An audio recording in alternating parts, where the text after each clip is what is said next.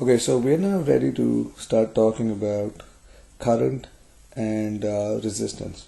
Okay, so first of all, what is a current? Moving charges constitute a current. If a charge moves from one point to another, what we say is we have a current. Okay, so let us define what a current is. Let's say if we have some kind of a surface area. Okay, so this is a cross section of the area, and if I have charges flowing from one direction to the other direction, okay, crossing the surface area, then the current itself is defined as the rate of flow of charges through an area, okay, is called current.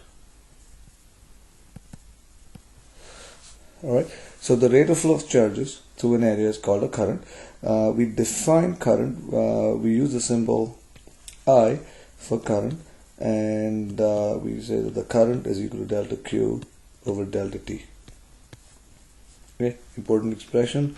The units for current, if you look at charge is coulombs and time is seconds.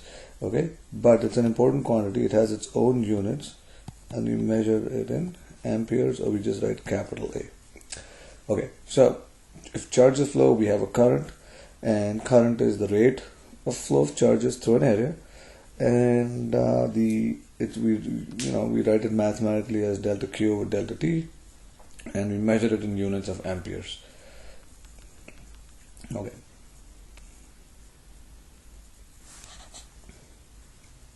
Now, let's understand one concept. In most materials, okay, the particles, the current carriers are electrons.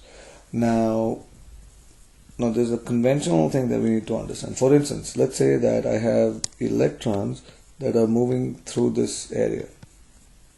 Okay, they're going to cross this area. Now, this is the actual flow of the electrons. So this is the flow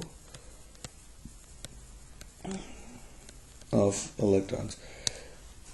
Okay, so the electrons are moving from right to left in this picture. Okay, however, the conventional current is assumed to be the direction of a flow of positive charges. Okay, so conventional current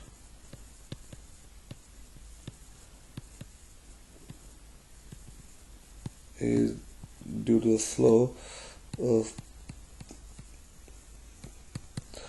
positive charges.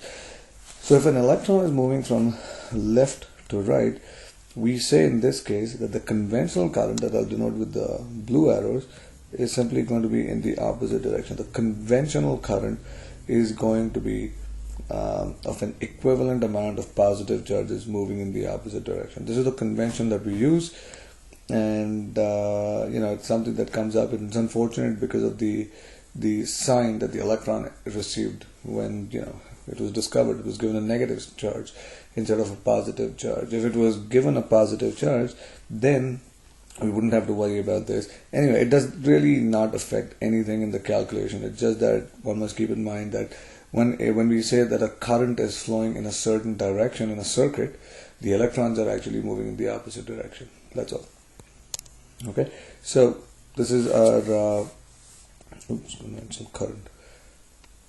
Okay, so this gives us some of the stuff. Now let us look at a basic circuit. So very basic circuit. So what you have here is, let's say that this is, I'm just going to call this a load.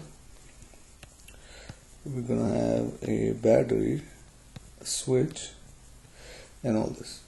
Okay, so in this very simple circuit, this load could be anything. It could be, it could be a refrigerator, it could be a light bulb, it could be a computer, it could be absolutely any device. Okay, so this is the switch S, this is the battery with provide some delta V, and what we know is that when you complete this circuit, okay, the electrons, okay, I'm going to denote them by this with the red. Okay, the electrons are going to flow from the negative, or going to seem to flow from the negative terminal of the battery into the positive.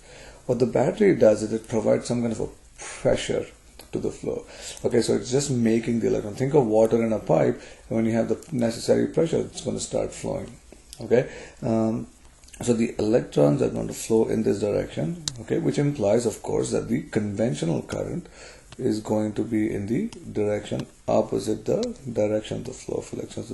So we'll say that the current I will flow seem to flow out of the positive into the negative for the simple circuit. Okay, so this is a very basic circuit. In the next video, we'll study more about the current, and we'll ask, like, what it depends on and all kinds of stuff.